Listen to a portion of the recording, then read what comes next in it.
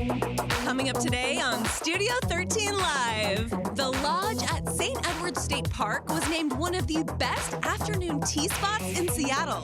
We'll get to try a selection of teas and learn what makes the experience so special. Plus, we hear a lot about TikTok challenges, but a new one is spreading love and positivity. We'll tell you about this new heartwarming trend. Then, we're sitting down with the local family that competed in the Survivalist Show. Hear all about their experience trekking through the rugged terrain in the wilderness of Mexico. And in today's Emerald Eats restaurant, Homer is here to cook up some amazing food for us. Studio 13 Live on a Friday starts right now.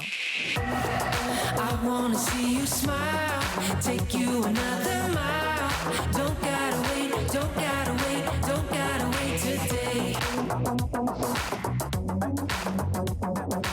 We did it! It's We Friday. made it! It is Friday, and welcome. Thank you so much for being here with us today. We're so excited to have you. I'm Mireya Garcia. And I'm Henderson. I have to tell you, nothing feels better than waking up on a Friday, knowing you are almost to the weekend. It's a good feeling. And it's New Music Friday. That's Every right. Friday, all the new songs drop. We love it. We are going to talk about amazing music. So a few weeks ago, we told you how Macklemore was filming part of his upcoming music video at Seattle Kraken game. Yeah, and good news, the song and music video for No Bad Days just dropped this morning. Take a listen. Think that I'm lucky, I don't got it made. Everything I got could fit inside a suitcase. Yeah, they could try to make me quit. Yeah, stay in your lane, you ain't on my road trip. Okay, that's a bop. The song features Colette and was directed by Macklemore's daughter, Sloane. I just love seeing the energy of Seattle captured in this video. Macklemore is never afraid to show off his Emerald City pride. How cute is that?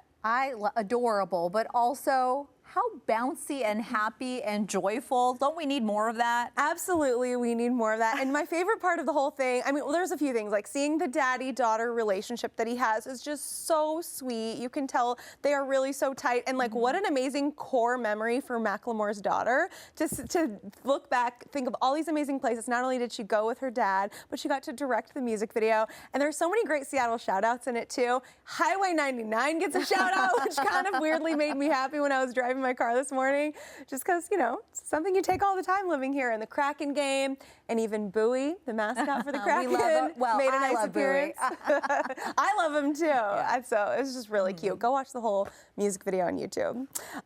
Let's talk about some ladies now. We are a few days into Women's History Month, and Time Magazine has announced its 2023 Women of the Year. Yeah, there are 12 women on the list, including local star, soccer star, equal pay activist Megan Rapinoe, who moved to Seattle in 2012 to play soccer. Other people on the list include actress Angela Bassett and musical artist Phoebe Bridgers.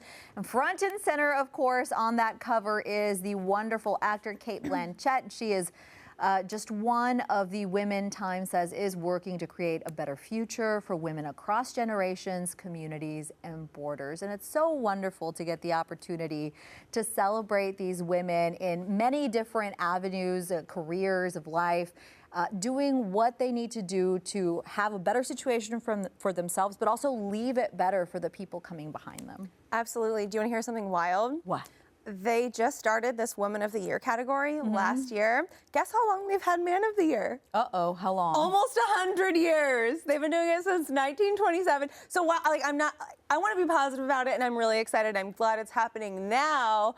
But I just am like, my mind is blown that they've been doing it since 1927 for men, and they just started doing it for women. That's interesting, but you know what? We will applaud doing the right thing. Yeah. Eventually. Finally. We do appreciate that. But yeah, it's a wonderful thing that we're able to celebrate this at this point. And I think that it's something that we can look to and say, not only is it important to leave things better for myself, but to leave them better for the people behind us. Because I think oftentimes there's this mentality that if I suffered, everybody else has to suffer. And I think that women especially showcase how that doesn't have to be the case. Right, I feel like you're going to be a Woman of the Year. Keep it going. Stop Keep it going. Okay, something else we're really excited about, the Oscars. So the first round of presenters has been announced. Some of the people on the list include Samuel L. Jackson, Dwayne Johnson, Michael B. Jordan, Melissa McCarthy, and Questlove. Jimmy Kimmel's going to be hosting the awards for the third time. And a change to this year, all 23 categories are going to be presented live. And this change comes after last year's decision to pre-tape 8 of the categories, which got a ton of pushback, a lot of backlash. The awards are happening very soon, March 12th, so not this Sunday, but the next Sunday. Are you gonna watch? Yeah, of course I'm gonna watch, but I think it was a good move to make that change because, I mean, like, say that someone's not important without saying that someone's not important. Oh, totally. Right? Like, doing that, I understand why they might want to do it. Just optics-wise, it wasn't gonna work. I mean, if you're gonna be celebrating people, you need to do it all the way. Otherwise, it kind of loses its luster to me. Yeah, for sure. I'm really behind on watching Oscar films. I used to be so good, Mireya. I used to watch almost every single film. There's so many of them. And also, I just feel like after the last couple of years that we've had, I kind of shifted to wanting to consume lighter content. Yes. And not all of the Oscar films, but a lot of them are really heavy. And so, I don't know. It's not what I naturally gravitate toward anymore, even though I'm sure they're stunning films. I've seen a couple of them, but I need to catch up on watching them all. I will watch the award show, though. You know, I love a good award show, and after covering them for so many years, one of my favorite things is looking for like the awkward moments from the award show, or like little behind the scenes things that happen. I'm always kind of like, that's what I'm looking out for, and of course the fashion too. A little bit of fun, absolutely. But you're right. I mean, I generally, when it comes to an Oscar film, will only be able to watch it once and then never again, especially after the tough year, like you said, we had. I want light, joy. I'm prone to watching reruns of The Office, my goodness. I'm just trying to escape a little bit. Let me live. Yes. All right, well, if you do the crime, you might just have to do the time, even at Disneyland. So actress Rebel Wilson says that she was banned from the park for 30 days because she took a selfie in a secret bathroom. All right, so she says that Disneyland has a Met Gala style rules, and they called her asking her which days she did not want to come to Disneyland. Wilson didn't say when or where this selfie happened, but it was taken. And likely that Disney execs have a VIP club called Club 33. It's all very secretive, so if she went in there, that's a possibility. It is a members-only club that has very, very strict rules. And yes, she's being punished, but if you're asking her what days she doesn't want to go, it feels like pretty light to me. Yeah, apparently they were like, you know, sometime that you're filming a movie or something, just let us know. She's a huge Disney fan, though, so maybe this is a big punishment for her. I don't know. She got engaged at Disneyland. She did, yes. They do have weirdly strict rules, though, at Disneyland. An old intern that I used to work with was Moana at Disneyland, and she said that in every photo she took, she had to have her hands on display. In every photo? In every photo, like when she would take photos with kids that would come or whatever. I think they just want, you know, to always show your hands. I do know they have. Rules. I know. I've seen on TikTok former employees that were dressed as characters as well talk about the very strict rules. I don't know why they have them, but you know. Yeah. Okay. Okay. Serve your time, Rebel Wilson. A new study found that many men say dates feel like high-pressure job interviews. One man in his 20s told the New York Post, dates these days are all about what can you do for me and where is this going? A recent report from the Pew Research Center says that 63% of men under 30 are single. Seems like a lot. That's up 51% from 3 years ago. Could this be why? That's up 51% or from 51%? From 51%. Okay. I was like, dang. That's most still pretty men high. are single. Yeah. Yeah. Yeah, I mean, I think good.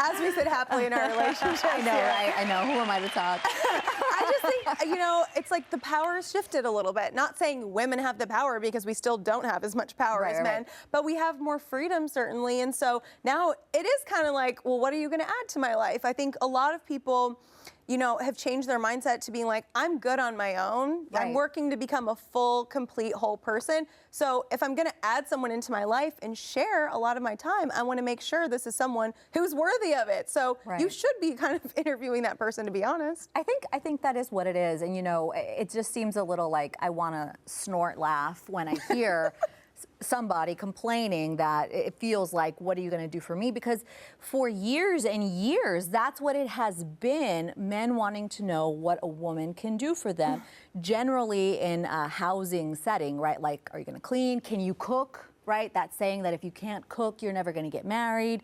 And now things, again, leveling off. So it's gonna be a 50-50 partnership, or we're gonna figure out how we're gonna make it work together. Otherwise, it doesn't need to happen. And yeah, you should be happy alone. I mean, that's healthier. Yeah. Absolutely. My man cooks more than I do, if I'm being We love honest. a man who cooks. We love it. All right, well, not all TikTok challenges are good, as we well know, but we do want to showcase a positive one. A new challenge is encouraging kids to call their parents and tell them they are thankful for them. Let's take a listen. Ask you a quick question? Yeah. Truth or dare? Dare. I dare you to call your dad and tell him you're thankful for him. All right, got you. Hello. What's going on? I just wanted to tell you I'm thankful for you Why are you doing that? because you do a lot for me and I never give anything in return. Well, you just made my day. Thank you for the call, man. Yeah. Did you notice how that boy's voice went like up a little bit when he was thanking his dad? I feel like kids at that age are really busy pretending they're grown, you know, and then, but you hear that like childlike love right away, and I love it. So cute. And it sounds like the dad was pretty moved by the call as well. You know, this video serves as a reminder to call your loved ones and tell them that you love them and that you're thankful for them. Oh, so cute. It's true. Sometimes it's hard to do because you're like, well, this is going to come so out of the blue, but Right. it just means so much to that person who doesn't want to be thanked or reminded that they're loved, you know? Yeah, I think, and oftentimes that will solve so many problems in your relationship. And it goes both ways, I really think. I mean, like, yes, my child is very young, but I hope as he gets older, especially in what I'm told are the very complicated teenage years, reminding him that I am thankful for him and why will hopefully, fingers crossed, help maintain a healthy, happy familial bond, even if, you know, teenagers are being teenagers. Absolutely. All right, still to come here on Studio 13 Live, it is time for the top entertainment headlines with the TMZ. Yes, our girl, Kelsey Ballerini, was spotted at last night's Rangers game with someone special. Who she was with, that's next. I wanna see you smile.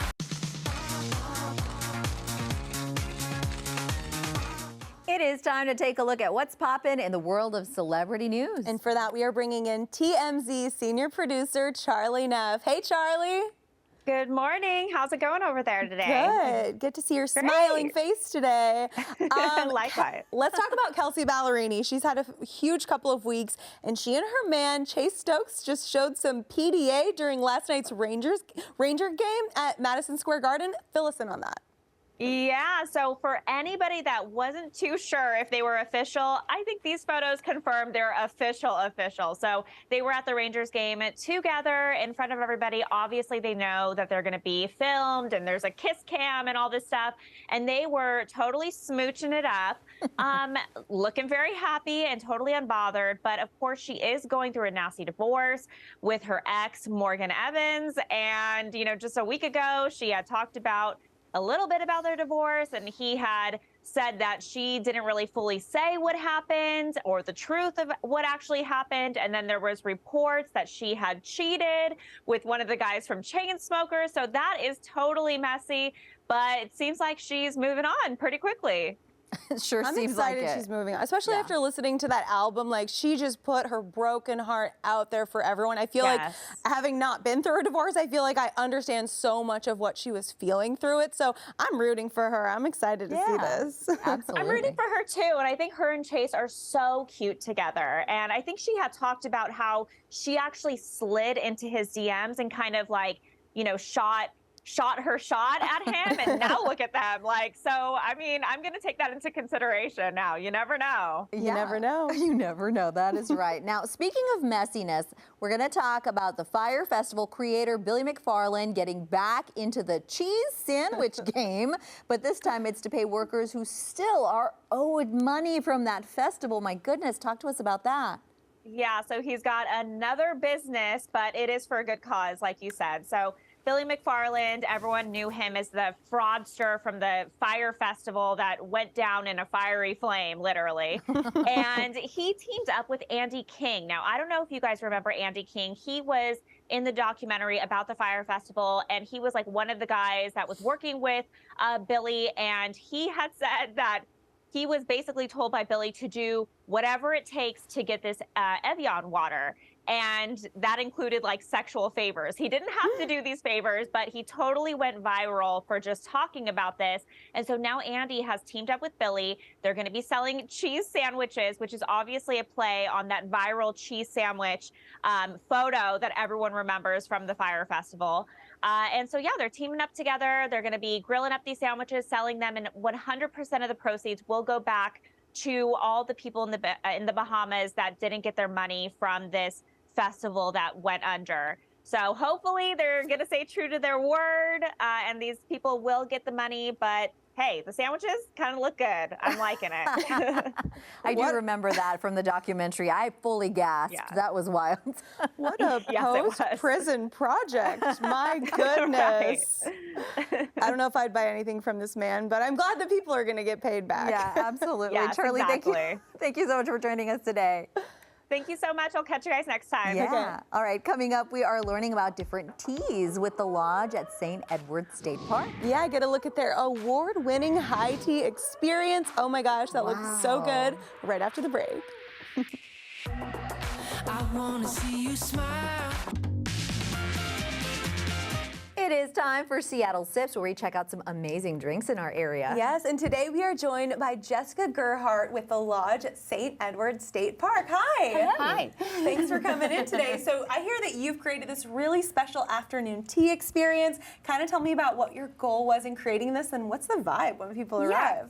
For me, I think it's kind of bridging the gap between people who are like really, really interested in tea service and wanting to do something that's very traditional, but also people who are looking to just kind of like hang out with their friends and enjoy the beautiful dining room that we have. It's kind of in the middle. We have live music both days. We do it on Thursdays and Fridays, and it's just really, really nice to kind of have that mid-afternoon break right before your weekend. Wait, what kind of live music? So on Thursdays, we have a Spanish guitarist. His name is Andre. He's fabulous. And then we also have a singer-songwriter sort of folk that we do on Fridays. Beautiful. Yeah, and exciting news. You guys were named as one of the best spots for afternoon tea. So talk to us about what makes the experience so unique. I think it's all about the little details. So things like flowers, things like we do the little pressed shortbread cookies, kind of all the setup that's involved in afternoon tea to kind of just set that scene so you can have a really relaxing afternoon. Well, it smells so good in here. So does. Let's try some of these teas. So we'll start here with the Mystic Mint. So it's a blend of peppermint, and also it's got sweet black licorice in it, and it just brings a little bit of extra depth to the tea. And we're going to do that with the lemon shortbread here. Oh, okay. Do so we is this mine? Yep, this? And yes, it can go I right think here. So. Oh, cool. Wonderful. Should I sip the tea and then eat the shortbread? Either way, Okay. there's no right way to It's do it. this one, yeah? Yeah. Okay. And if you want sugar and cream, I have all that set up here for you. Oh, I love a mint tea. Me too. Wow. Makes me feel healthy drinking mint tea. Yeah, I don't it's know like why, no but it does. good, caffeine free, all those sorts of things. Delicious. Okay. Fantastic. Okay, very What's nice. next? So we have a Earl Grey lavender here. So that's very classic, like afternoon tea, kind of your elevated English breakfast style almost. And we're doing that with our raisin scones, which we make in-house and are delicious. And I'm going to try a little cream in the Earl this Grey. is a classic for that. I would definitely recommend. And then if you want, we do have clotted cream for those as well. I think that's a nice little touch. Oh, that seems lovely. This is the clotted cream? You And what put- is clotted cream for someone who's never tried it before? It's a fermented milk product somewhere around the lines of cottage cheese or cream cheese, but to me it tastes a lot like butter. So it's just like an elevated, like whipped butter situation. And do you talk people through it as you're doing it? And do they get multiple teas, or do you order like one tea? You can How does it have work? as many as you want. We present you guys with a menu of all the teas. We have 8 different teas that we offer. We try to sort of switch things out as seasonally as possible, but always keep the classic like green sencha tea and then an English breakfast, because those are standbys. And just kind of, you can have as many as you want. You start with a single cup and you choose what you'd like. And then the tray comes out, and if you want more of any of the food, you just let us know. We do talk people through it when they want to, but we get a lot of people who are here just like with their girlfriends having a good time. That's so nice. Now, I do want to point out that the tea is steeped in a very interesting way. Does that help with the flavor at all? Yeah, it's just a loose leaf tea, and that's the easiest way that we've found to kind of do cup by cup without having to have a mess on the table. What's the third tea?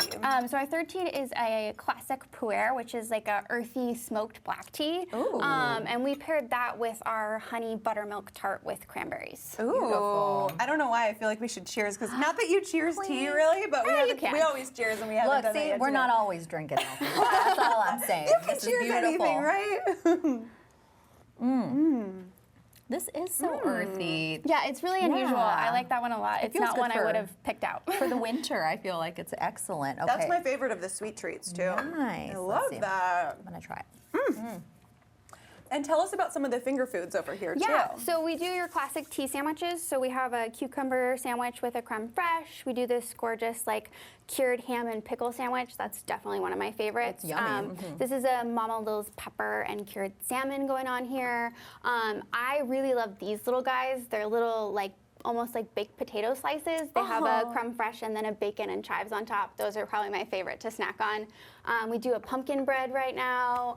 We've got pistachio tarts and lemon bars, your traditional like macaroons. We kind of keep it as seasonal as possible. So for Christmas time, we did like gingerbread people, all that kind of stuff. Very nice. That's so cute. Now, this all comes with the tea service. It's like a whole meal, really. It's like little bites, but you'll be full. Yeah, definitely. We don't skimp on the food for sure. We want you to leave full and happy. That's wonderful. And mention the days that you do this, how much it costs for people that want to come and check it out themselves. So we do tea on Thursdays and Fridays from 2:30 to 4:30, and we also have you can purchase it online. We have Talk as our reservation platform. So you purchase tickets for it in advance. It's $72 plus tax and gratuity, and you get a tray that's suitable for your party size. So if you have a party of 4, you'll have a little bit more food. If you have a party of 2, you'll have a little bit less to start, just to kind of get the table going. And then anything that you're like, I love this, just ask. We'll be happy to bring you more.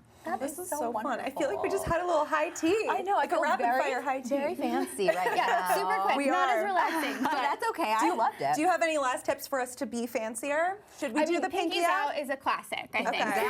Do you do your whole hand around this and then pinkies out, or are we holding this? That's traditional, I think, but I'm a big all around the cup for the heat person. I'm always my hands cold. shake. My hands shake. I need a Stabilize. Cup the cup. All right, Jessica, thank you so much. And you can check out the afternoon tea at the Lodge in Kenmore. We do have a link with more information on our website, fox13seattle.com/studio13live. Thank you. Thank you so much. Coming up, we are getting a look at what is trending on TikTok. Including a man with a unique hairstyle hack. Oh. Yeah. Oh, boy. We'll be right back. I wanna see you smile. It is time for TikTok, where we talk about what people are talking about on TikTok. Yep. Got that? We got it. We got it. And for that, we are bringing in our social media expert, Justine Baker. Good morning to you, Justine. Good morning. Yeah, good to have you. Okay, so styling your own hair can get a little hard, but I hear that one man found a very unique hack for doing this. Yes, his grandpa used a household item to fix his hair and do the perfect hairdo. Let's take a look.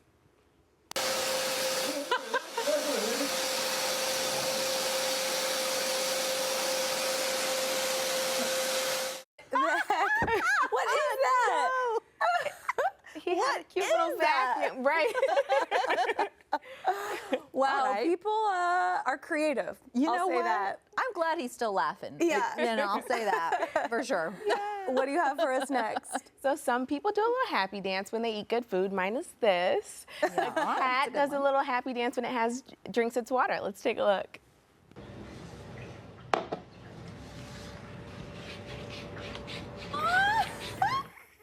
Oh, this is cute. That's so cute. Isn't that called making biscuits? Is that the same thing when I cats think it's do very that? similar. That's adorable. That's love it. adorable. My dog will eat food and then he'll lay and like wipe all of the food off of his face that gets stuck on his face. Waffles is fancy. Pretty cute. He's a fancy Very boy. fancy. But takes care of himself when he needs to. That's very good. All right, what's next?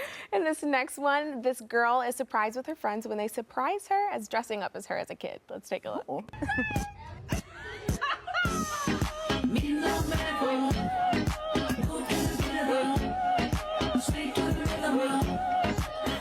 Oh my God. I would only got love funnier. that. I Yeah, would love that. That was great. Oh, I love all her friends. Yeah, their friends are the best. Adorable. I knew someone who, for her own birthday, said, "I want to have a party and you all dress up in my style." And it seemed like a little bit narcissistic when she was doing this party. But when your friends do it and surprise you, that's like That is cute. magic.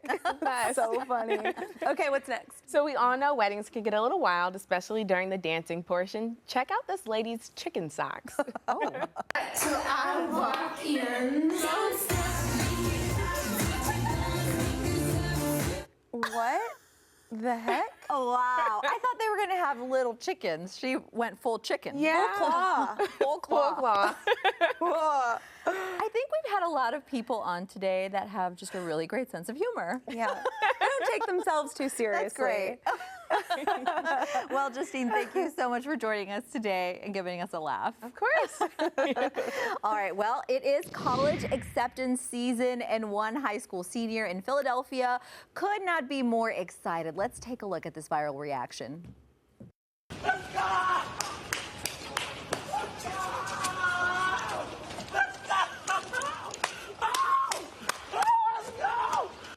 Oh, I love to see that. Amir Staten got into his top choice of school, Morehouse College in Atlanta. His mom recorded a video, posted it online, and it got so much traction that eventually the school itself even commented saying, quote, "Welcome to the house." And it's just so hard not to smile when you see somebody's joy like this, right? That's so cute. And I mean, the college that you choose really does affect your life so much that potentially the person you're going to spend the rest of your life with, you might meet them there, your friend group and everything. Like, it is life-changing. I'm so happy for him. Good for him. Let's keep the quirk going. A $425 pasta jacket is going viral for its farfalle look. Take a look at this. So this coat is called the Rachel Antonoff Parker Puffer. It's been gaining traction for its way of being fun, even in the winter months. The 27-year-old woman told the New York Times, when she wears the coat, strangers smile, babies point at her. And this coat has actually sold out 3 different times since it was introduced at the end of 2021. Very cute. Okay, so is this red boots for you, or is it cute? It's cute. Yes. The pattern's cute. You know I love a fun pattern. Yeah. I think the pattern's really cute. And also, fun fact, Rachel Antonoff is Jack Antonoff's sister. Ooh, very So we love fun cool. style. We love Taylor Swift's music, who Jack Antonoff Yeah. produces. So I'm so down with this family. I love it. Maybe we should do a whole show, both of us wearing our little Pasta pasta jackets. jackets. I'm doing a field shoot on Monday. I wish I had the pasta jacket for that. All right. Well, today is actually World Hearing Day, and this is so wonderful. It's the first time that people can buy over-the-counter hearing aids without seeing any doctors first, and this helps people save a lot of money, making the devices a lot more accessible. Okay, so take a look at this. It's a sign at a local Rite Aid promoting the over-the-counter hearing aids at Rite Aid. They'll start stocking them sometime later this month. And we hear a lot about these worldwide holidays, so it's really nice that it has a local connection, and this could really change people's lives. Oh, absolutely. You know, obviously, if you have the ability to, you want to see a doctor to supervise you with this. But I think that that's a barrier for a lot of people. And there's a lot of things in America that that are available over the counter in other countries that are not available in America, like contact lenses. We've talked about that before. Yes. You can get those in a foreign country if you just know your prescription for it. Hearing aids, glasses, birth control, all these different things where if you don't have the money to go to a doctor, you might not get something that would really change your life. So I kind of hope that this helps a lot more things become accessible. Yeah, we'll have to see how it changes people's lives once it gets all sorted out. Yeah, that's awesome. Okay, the viral ChatGPT is about to become even more present on the internet. I feel like we're going to be saying that for years to come here. So the creator of the chatbot announced that it is opening access to other businesses. Companies will now be able to integrate the chat function into their platforms. Apps like Instacart are looking to use the chatbot to offer more accessibility for users. Analysts say that companies are eager to use this new tech to stay ahead of competitors. Oh my goodness. I have to tell you, you know, I'm a little bit wary of the whole thing. Sure. I'm embracing it. I'm Same. trying it out. It's like a little bit scary when you think about how much it's just changing everything right now because there's no turning back for it. But I did have an experience the other day where I was missing an item from a clothing order that I got, and I was, you know, talking to customer service over chat, but I'm pretty sure it was a robot. It got sorted really quickly. Oh, So that is there are nice. positive things that can come from it. That is absolutely awesome, but I'm still going to drag my feet on it. I will be a late adopter to this one. Yeah. Okay, coming up, this is really exciting. We're going to be sitting down with a local family that competed on the adventure TV show Survivalists. Yeah, we're going to hear all about their experiences trekking through the wilderness of Mexico for 4 days. Oh my goodness. Stick with us. You smile, take you another mile. So Survivalists is an adventure TV series that puts two families to the test with the challenge of embarking on multiple days through the wilderness with no tech, and the families have to rely on each other to survive and to reach the finish line first for a prize of $10,000. And one local family from Renton actually had the chance to compete on the show, and now we get to hear all about it. So today we are joined by the Tran family, Mari, Vung, Christian, Ashton, and Ava. Welcome, guys. Hello.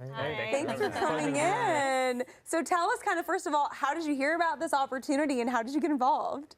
Well, actually, I was contacted by a casting agent from Shark Tank, and they were looking for families. They kind of told us a little bit about the show. We don't watch a lot of TV, so she sent me a link. We checked it out, and she kind of encouraged us to try out for it. And we didn't think we were going to get picked. So, you know, we auditioned, we sent in videotape, and met with multiple producers, and then the rest is history. Wait, were you on Shark Tank, or how did she find you? It just kind of worked that way. Yeah, it kind of worked that way. I think maybe she worked with the producers or something. Wonderful. So what did it feel like when you got that call that you got it? Oh my gosh. Well, she told us if we didn't hear back in a month, we should safely assume that we didn't make it.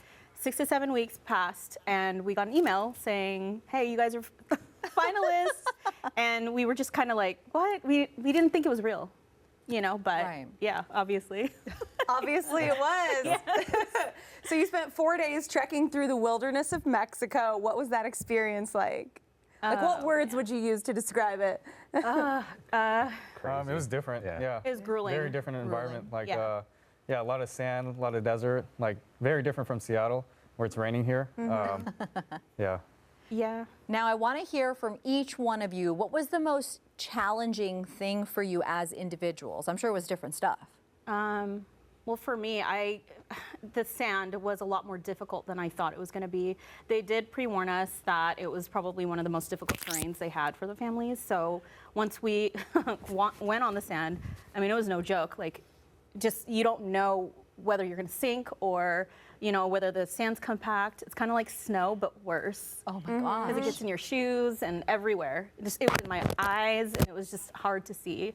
Walking in sand is hard. Yeah. Let alone for 4 days. Yeah. What about you, Dad? For me, it was the board and the water, because I can't swim. And, yeah, no, we were like off there, and I was like, oh man, I was so scared. Then lucky, you know, our kids helped us out here and there too. So. Wonderful. What about you guys? For me, it was like being placed out of the real world, like no phone, no communications outside, no real food. It's just like a very different environment. It's like a side quest in life.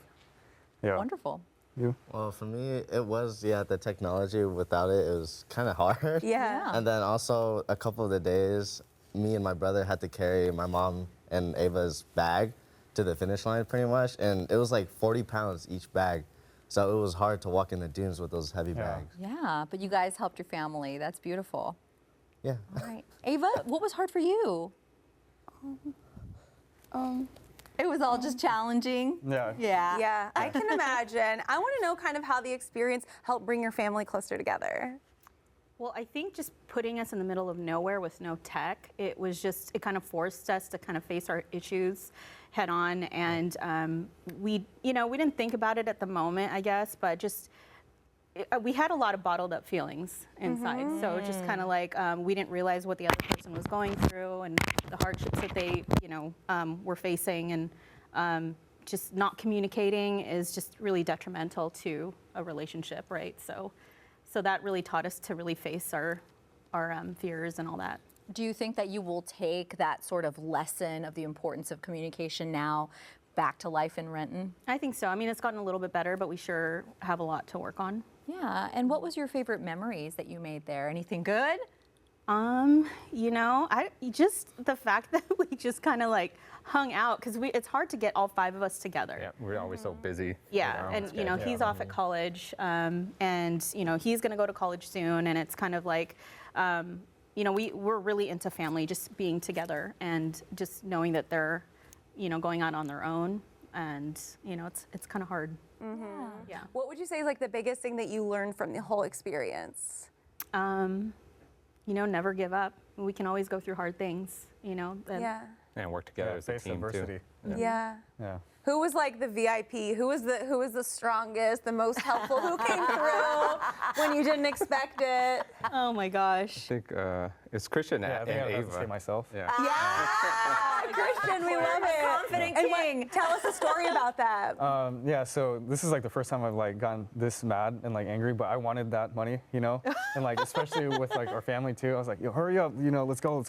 Yeah. You know, we can't back down. Like, I don't know. I guess I'm a competitive person. I wanted our family to win and didn't want to look bad. So Yeah. Sure. And how much Yeah. money was up for grabs? yeah. $10,000. Now, you make a really excellent point. I'm also a very competitive person, but this kind of stuff sort of, it seems like it would also force you into accepting what you can't change. Like when things start falling apart, you can want it as bad as you want it, but sometimes all that's left is for you to accept it. Did you feel like that at some points? Yeah, that's where we have to like, or I had to like figure out how to adapt, how to like change, like what we can do, you know, like if we can't move forward, like what's another thing we can do? Like always try to change, always try to do something, you know. It's never too late, never give up. That's a good lesson. How many times a day did you reach for your phone and you weren't able to have it? I do that Because too, that would probably like hundreds, right? Yeah, probably too much to count, yeah. And after, you know, coming back from the whole experience, what was like your favorite thing? Was it taking a hot shower? Was it sleeping in your own bed? What were those comforts that you just missed so much? It was eating. Eating, yeah. Taking a shower pretty too. good. Yeah, we had What, steak 7 when we days got without a back. shower? Oh, man, it was Ooh. Musty, yeah. What did you eat out there? Oh gosh, Cliff Bars. Cliff Bars. I couldn't see another Cliff Bar, you know, Ever for a again. while. Yeah, and the MREs. So we had MREs.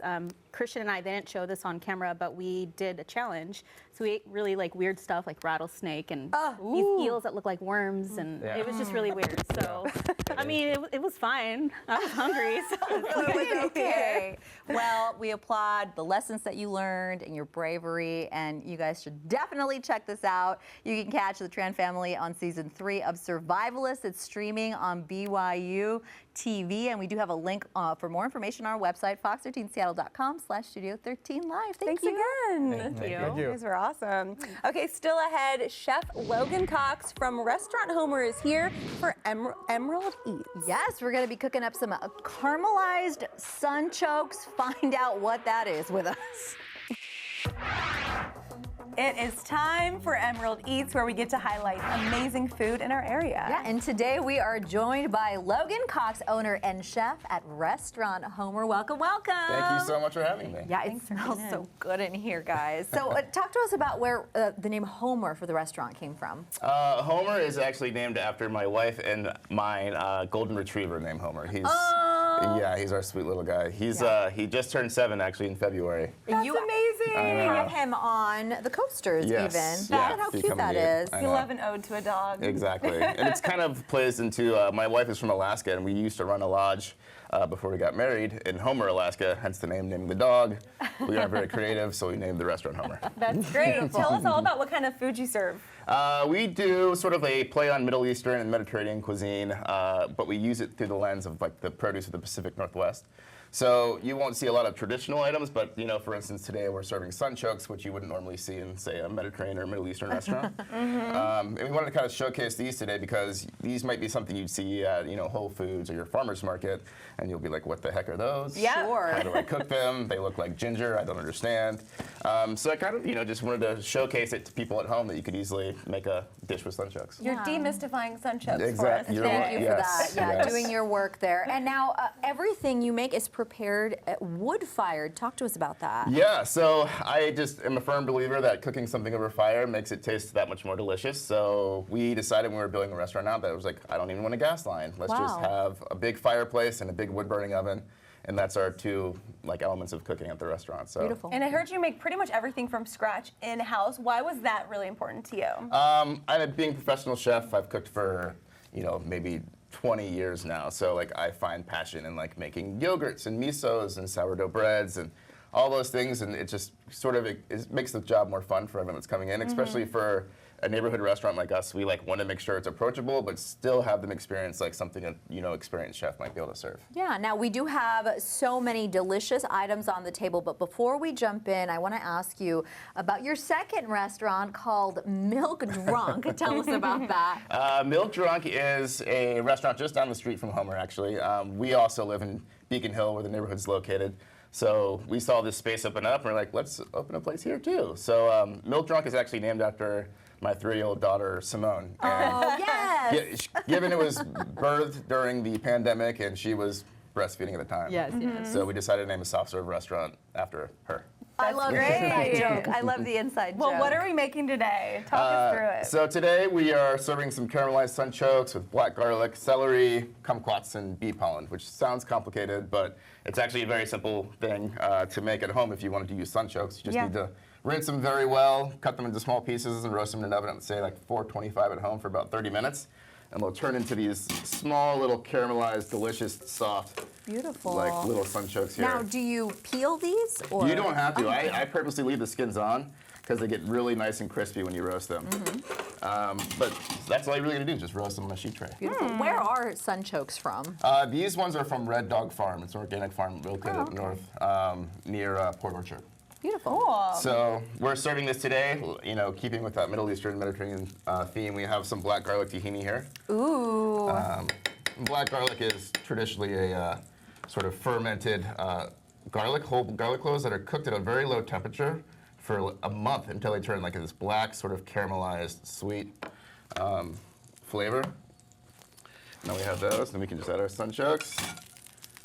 Look at that. Beautiful. And now this, of course, is one of the dishes that people can find, in fact, at your restaurant. Absolutely, yeah. We've been serving this one since December, so the sunchokes will be available till, I was told, April. Nice. So cooking everything that's in season seems really important to you. Absolutely, yeah. It's much more exciting to like see what the farmers are growing and utilizing what they have available for us. Cool. And celery's a little bitter since these sunchokes are kind of sweet and caramelized. This gives it like a nice herbaceous bitter note to it. So it's a celery, and what else is in that sauce? There's garlic, there's caraway seeds, there is some cilantro stems that have been pureed. Nice. And then we have these kumquats, which are kind of like little tiny orange bombs that you can put that we pickled in rice wine vinegar, a little sugar. So you get a pop of color and a nice little bit of acidity in there as well. Ooh, beautiful. And we have this bee pollen, which kind of gives like that flavor of honey without the sweetness. Interesting. Bee pollen's supposed to be really good for you, right? It is, yeah. Lots of people put it in their smoothies or on their acai bowls. Yeah, is it something you can find at the grocery store? You can actually order off Amazon. Oh, nice. But I'm sure at like Whole Foods you'd probably be able to find it too. Yeah. And since sunchokes are technically in the family of sunflowers, we're using sunflower seeds as a garnish. Wow. And This then is just so beautifully plated. this is just some shiso, which is a great herb that's usually used in Japanese cooking. It's kind of like you see like that leaf on next to your sushi when you order it. Yeah. But it has like a nice floral, sort of celery sweet flavor to it. Well, we can tell you're preparing it with love here. Look at this. I know. And then since there's cilantro in that green sauce, I kind of like reinforce that flavor by putting some cilantro leaves in there, Beautiful. I can't wait to try them. I know, it sounds amazing. Now, while you're finishing plating this, tell us a little bit about these wonderful dips that we have on the table as well. Yeah, so at our restaurant, we basically almost every table comes in and orders our wood-fired pita bread with our spreads. And we always have a trio that you can order. The consistent one is hummus and our house labna, and we usually have like a seasonal one. And right now we have a celeriac and cashew dip with fermented red chilies and black lime powder. Is that this right here? Yeah. Oh, you Which said a lot of gives tasty things, but I didn't know which one. Yeah, I know. It gives it that jet black look and kind Beautiful. of something interesting that you could still also come into a neighborhood place and afford, you know. Yeah. That's wonderful. Let's try. Yeah, give Do it a you try. have any forks? I do have some forks here. Okay, good. Wonderful. There's two. They're Great. clean, I swear. Beautiful. Thank you so much. Here we go. All right. So should we cut it or just like You can grab just eat a it whole whole. bite? Yeah, it's soft and chewy and crunchy all at the same let's time. go for this. Yeah.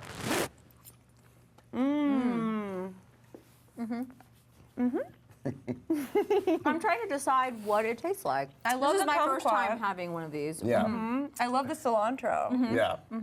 I always say, like, I think they call it a Jerusalem artichoke or a sunchoke because it has a flavor similar to an artichoke. But in this way, like, you can just roast it plain and you get that really crunchy, chewy flavor that you wouldn't normally get out of the texture of an artichoke. And the black garlic sauce here, oh my goodness. It is So just bursting delicious. with flavors. I would definitely order that if Great. I came in. Yeah, we'll come in. Can we try some of your dips? Absolutely, yeah. All right, here you go, girl. Tell us which each one is again. Yeah, so right up front here is our hummus with marinated chickpeas, cilantro. Sign me up. Yeah. That one's always on our menu.